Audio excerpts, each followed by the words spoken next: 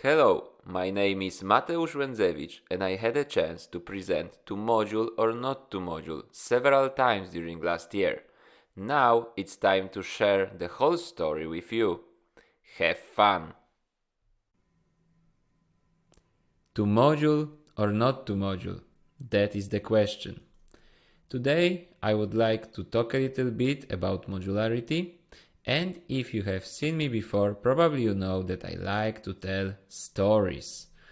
But before I start, I would like to make a small introduction. As you probably know, there are different types of presentation. On the left side, we have philosophical one.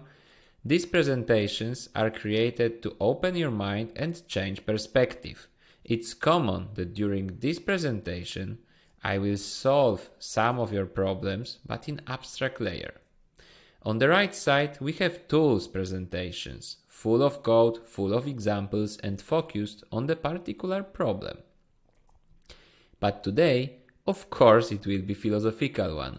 So please open your minds and listen my little story. Long time ago, there was a boy, the chosen one. From young age, he knew that Angular is his destiny. Together with his friend, when his parents worked hard during very difficult times, he was gaining programming skills. He went to some Angular bootcamp and there he learned a lot of stuff. After a few months, many sleepless nights with code, his mentors from bootcamp told him that he is ready. But he was not the only one. Wave of fresh juniors hit the market heavily. But fortunately, he found a job in a big company. And he started his first journey in the code landscape. He knew a little bit about modularity, so he was calm. But unfortunately, he was surprised by the code he found there. NX, libs, apps, standalone API, hated ng modules. He was brave and he was doing his best. But unfortunately, he lost this fight. But this is life of programmer, isn't it? We need to still solve problems which we don't know how to solve. That's why he started to learn all new stuff. He bought only 100 books about different tools to be ready for next fight. And now there is a question. Do we really need to learn all this stuff to be master of modularity? Or it's just a woman in the red dress which wants to distract our attention from really important knowledge? Maybe it is just the word that has been pulled over your eyes to blind you from the truth.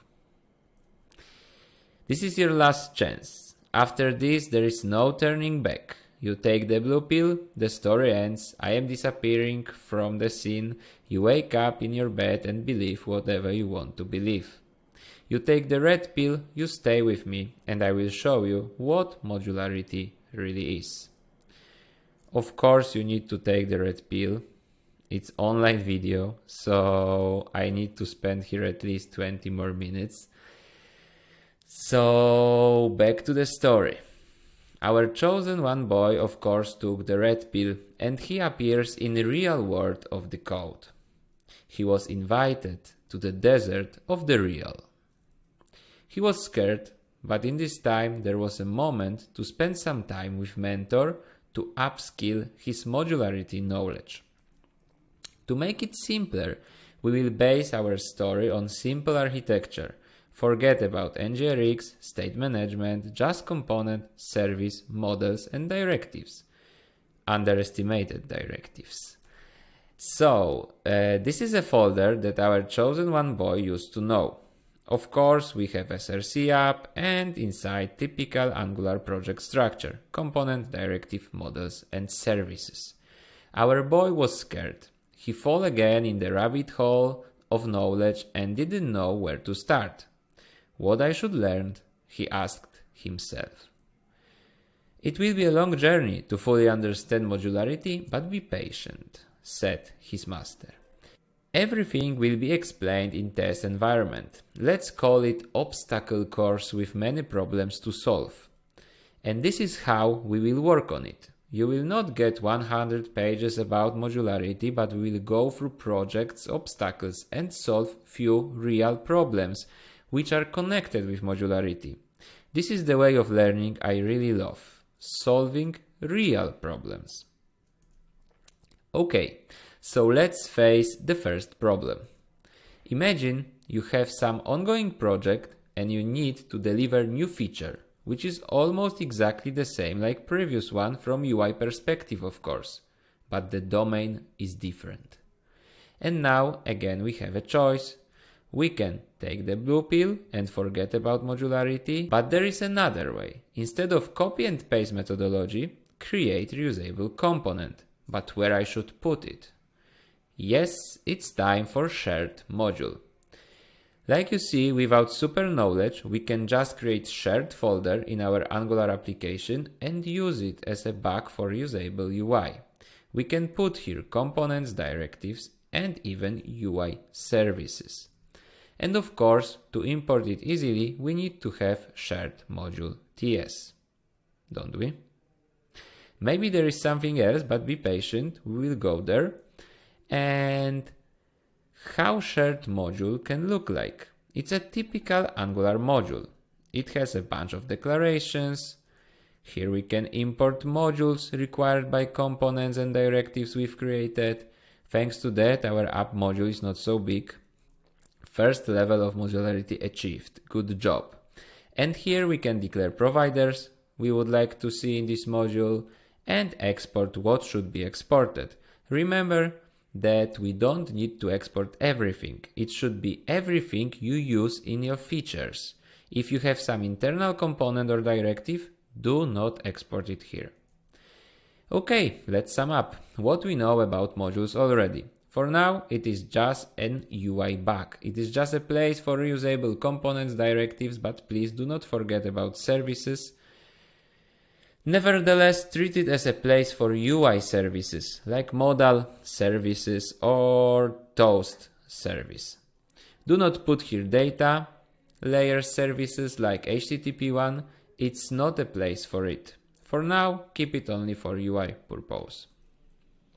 Okay, hero of our story listened to his mentor and immediately checked his new knowledge in the code reality. He was able to create massive shared module. A lot of reusable components, directives, services, and it's easy to import. Just one import. Exactly. Just one, but huge. And here we have second problem. Too big shared module. I am completely sure that most of you had this problem before. Let's think for a second if it's really a problem. Unfortunately, yes, and to be honest, it has at least 3 reasons to be a huge modularity issue in your application. First of all, if you have one big shared module, it's really easy to introduce regression. Remember that whole application is pointing to this one huge module. So if you change anything inside, you can break everything outside. It's like on war. You don't want to put whole government in one place. It's better to split it to different locations. The same is here. Additionally, when you all the time import huge module to just use small part of it, it's really hard to determine later what is really needed by this feature. By default, we can assume that everything, but of course it's not true. So your modularity is really bad and I am not able as developer easily make similar feature in different application. Okay. So again, we have a choice. If you love dangerous life, waiting for regression, sleepless night, take the blue pill and just ignore it. But there is another option. We can just split our huge shared module to many smaller ones. Okay, let's take a look at our shared module now. There are directories with components, directives and services, and we have our module. Mainly, we are using directives and components in features. Services are rather injected in root and we don't care a lot of it. So what is the problem? Can't we just import single component? Nope, because of our shared module. We need to import it somehow. Maybe that's why whole world hates ng modules. Brilliant idea! What if we remove this ugly module and use standalone API? Sounds interesting? Then we can just import single component to our feature and it's done. Yes, it's true. Standalone API is helping to solve this issue, but we cannot forget about SCAMs. Single component Angular modules. So we can use standalone API or SCAM instead of huge shared module, and this is the way of modularity. Let's take a look how the SCAM can look like. It is just a normal Angular module, but instead of 100 declarations and exports, we have just few. Thanks to that, we have really small module, which is independent and solid. We can import here what we really need, export what should be exported, and declare what we really need. The same can be achieved with standalone API, but instead of creating module, you can add imports and providers to component decorator section. Did you see this transition? It's almost the same. And when we have small shared module, we can just import it in app module or some feature module.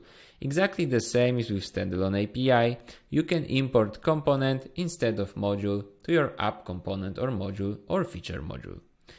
So if you stop for a second and think, for sure you will see that standalone API is just one of many tools to achieve better modularity. But to be honest, I like to call standalone API as AutoSCAM, because it is just sum of component and ng module in one file. It is the same like keeping HTML in component decorator. You can do it, but I personally prefer to have it in HTML file to separate logic and presentation. The same is with modules. You can keep your component as module, but you don't need to. You can have module, component, and HTML in different files. It's okay, and it's your decision and choice. So, if you have simple job to do, standalone API is great. But if you have some injection tokens, many connected components and directives, it's good to create single component Angular module. TSX developer heavy briefing. I love everything in one file. Okay, but if you have simple architecture, simple components, standalone API is awesome. But life is life. We are importing next modules, final import, even final module and more injection tokens, and our component looks like a big ball of mud. So yes, standalone API is awesome feature in Angular and for sure become even more powerful with new changes from Angular 17. But even if you don't have the newest Angular in your project, you can use similar feature. Use SCAMs and remember that going from SCAMs to standalone is easy, and you can do it easily when you really need it. So, back to our shared module. Like you see, now we have many shared modules, and each of them has own structure. In one we can have bunch of components and services, in other only directives. Everything depends on this small particular reusable UI feature. Okay, so let's sum up. What is a module? We already know that it's an UI bug for usable UI features, but also we learned that modules should be small and independent. Thanks to that, we will have more stable and flexible software. What causes faster and stable delivery? Product owners will love you. Great. Our modularity is growing. I feel it. But what is next? Code review, of course. Just before your perfect merge, there is a question. Can you just make a small change, small refactor in your module? It should not take a lot of time. Yeah, for sure. We will see. I would like to introduce new problem, small refactor of shared module. Imagine that we have some modal module and inside there is some hidden internal class which is used only in this module. There is only small change to do. Move hidden class to models directory. To fully understand why it's a problem, let's back in time a little bit. Meet Jack, Jack loves challenges. He is focused on performance, fast fixing bugs, reducing duplication, and hacking if it's needed. He would introduce jQuery to fix problem in 5 minutes. Management loves Jack, but colleagues not. And our Jack, to not duplicate the code, he used some internal model from shared module. Do not touch me doesn't scare him, he just added it. And you know how it's working. Once you put something to import section, it's hard to remove it. Like in the internet. If you put some, let's say, not perfect picture, it will be there forever. And it's growing and growing. And now let's back to our code review. Imagine that some normal developer got a request to move it to models directory. Simple change, yeah? But thanks to Jack, it can have devastating effect. Boom! Whole application is not working, and after small comment, developers needed to spend whole day on refactoring some stuff. And what is more, after merge it occurs that he introduced regression. Sounds familiar for you? And why small refactor is really dangerous? First of all, it can bring regression. Our module is totally open and all clients can take everything from it. Again, shotgun surgery is knocking to our doors and there is no single point of access to the lib. Unfortunately, everything is public. However, maybe some of you don't want to be Jack, but of course you can ignore it. Or you can introduce public API. It's simple. Let me show you it really quick. We have our project structure and all we need is index.ts file. Then inside you can export what you want and import it from one place. Single point of contact. Sounds good? And of course, do not touch me should not be in the public API, so when we remove it, we should not import it in feature module. I know you don't like this import, 2 dots. In NX it's probably better, but what if I told you that all you need is tsconfig file to add paths like that? Fair enough? This is what you need to add. And now you can start keeping your code normally in src app, later move to some lib, and eventually even to npm repository, and your code will not be changed at all. The path will be still the same. And last but not least thing about modularity is that if you are closing something by public API, it's good to make it open for extension if it's needed, of course. So for example, if you need to behave differently based on some configuration, just provide it. Don't be Jack, but instead introduce static method for feature or for root to provide config that you need, because your shared lib should provide contract for others, not opposite. Your modules should be closed for modification, public APIs for that, and open for extension. Okay, what did we learn? Now we know that it's really easy to introduce public API. Public API allows to encapsulate your module. Also, public API should be as small as it's possible, and we should never forget about open-close principle. It is valid also for modules. Cool. Our chosen one boy is trying new features during the training with his mentors. But what you probably expect, it's not the end of problems. We have new. Let's remove some feature. Sounds easy, yes? To understand again why it's a problem, we need to back in time. Jack took care of it. Imagine we had very simple project with one component. We got tasked to introduce some new feature. For example, we created directive, added model for data structure, and provide service to fetch data from the internet. Later, we added next feature, new component, directive, model, and new service. Task after task, we're adding new code, and eventually we have state like that, many files in 4 directories. So eventually, our state is following. We need to live with hundreds of components, directive, and services in separate directories. But our chosen one boy asked him mentor when it's really a problem. There are many scenarios when it's a problem. It can be advanced example when you need to use small feature from one app in another app, or very simple one. Remove some feature. Basically, it's a problem when you need to find a boundary of feature. It's not problem to remove file, but you need to know which file you need to remove and which is connected with the others. So it's really hard to find boundary. And it's hard because I don't have one feature in one place, but everything is split to different folders. So again, thanks to our keep it simple rule, we have difficulties to determine the boundary of the feature. So there is a chance that during removing we will leave some dead code or forget to copy something to new application. There is a big distance between files and you need to jump between different directories. System is fragile. You can remove too much or too less, and you can have multiple conflicts during PRs. So we can ignore it like always, or instead we can introduce feature modules.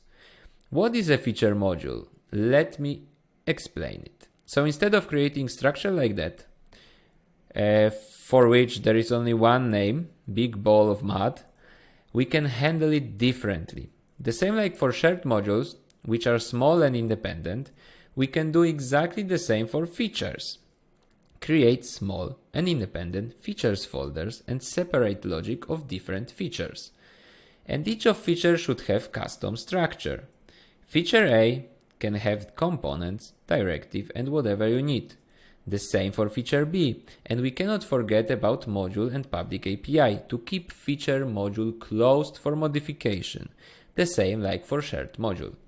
And what is great in this approach is that feature A can have simple service smart component architecture, feature B is hexagonal one, and feature C can implement state management with the usage of NGRX.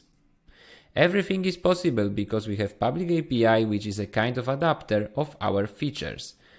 And application should not care what is inside. We can build our features based on needs. If some lib is complex, we can introduce even hexagonal architecture. But if some features is really simple, we can use HTTP client in the component to get data and leave there only one component. Thanks to modularity, you don't need to follow one architecture in whole project, you can have many. And here we have our big ball of mud refactored to many small and independent features. And like I said before, some of them can be just a simple light balls, other can be built with heavy and complex architectures. What is more, some of them can be linked because there was so big complexity that we needed to create subdomains, like here. Okay, what did we learn? Modules are not only for shared code. It's good to care of modularity of your features as well. Important lesson. Things that change together should stay together. Keep your features classes together. Thanks to public API, you don't need to have one source of truth about architecture in the project. Use public API as facade of your feature and keep your architecture private. But new day, new problem. What if we need to introduce higher order feature? What is higher order feature? Feature which will be used in other features. It is the moment when you need to add authorization to your application or introduce feature flags or some event tracker to keep data of your user behavior and many more features which are globally available. Like always, be calm and watch Jack. Jack will introduce authorization to the application. Jack likes simple solutions, so forget about modules. Jack decided to just introduce context of authorization to all feature modules. And like you probably agree with me, this is not the best idea. Because we can have leaking domain in many modules, auth and users in many places, shotgun surgery will catch us again.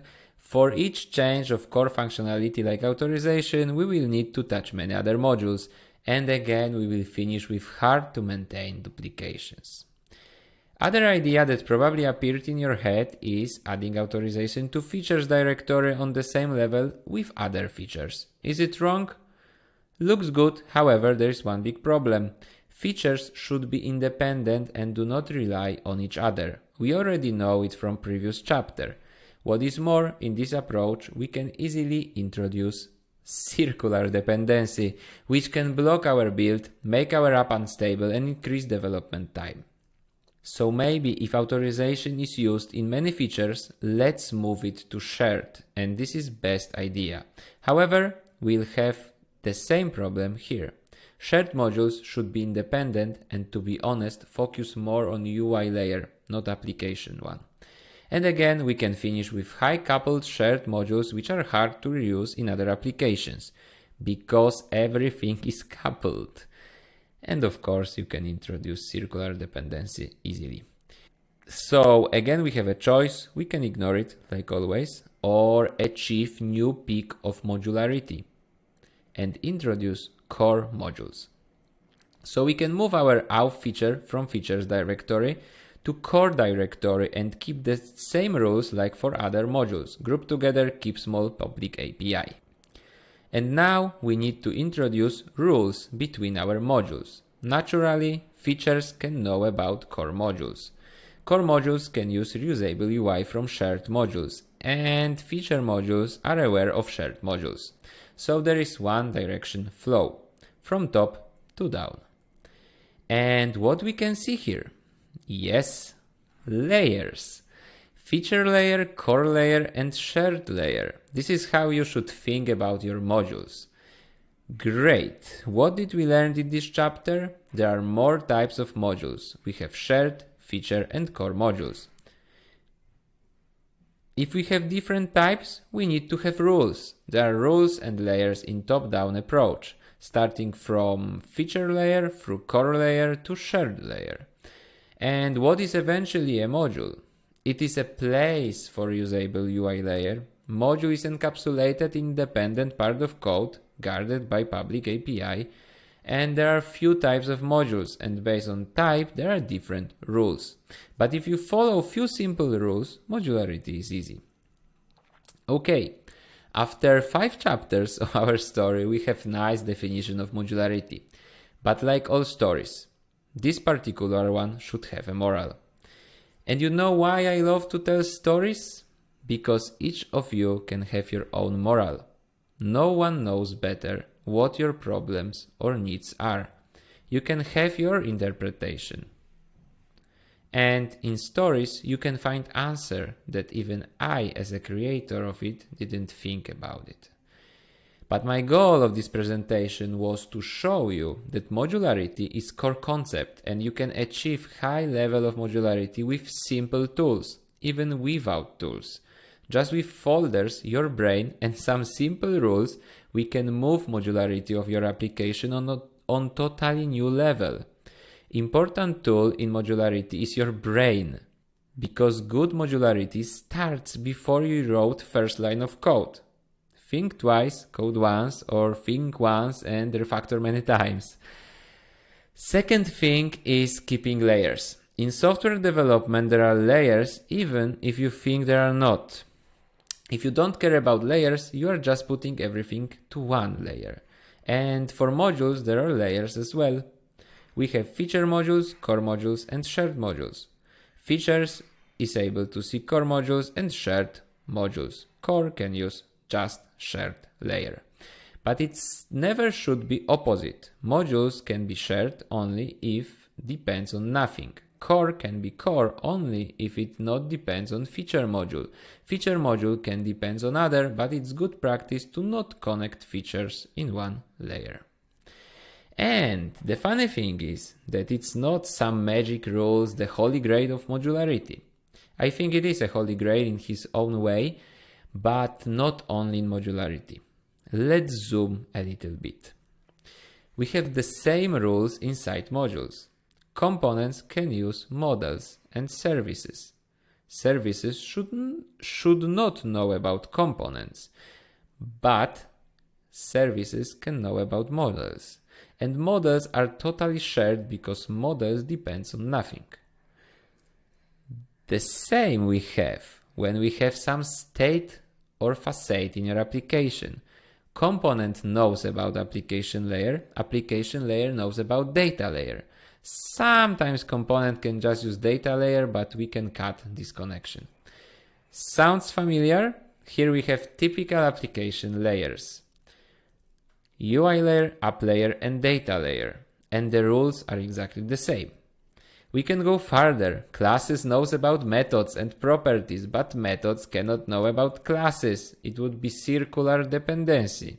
Like you see, we have one big inception. Everything is just a graph, and we need to follow one rule. In Polish, I would say, kto wie, ten wie. I don't know criminal English language, but if you know, you know.